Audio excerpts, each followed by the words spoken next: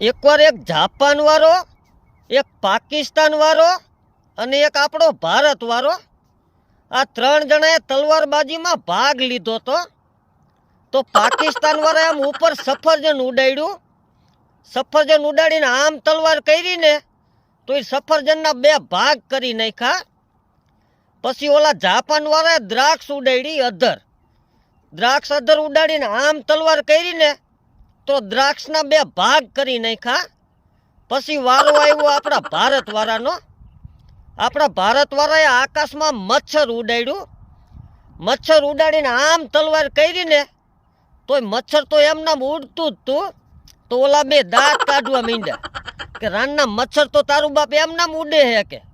તો આપણો ભારત વાળો કે ઈ ઉડે ભલે કે, પણ તમારું બાપ ઈ કોઈ દી બાપ નહીં બની શકે.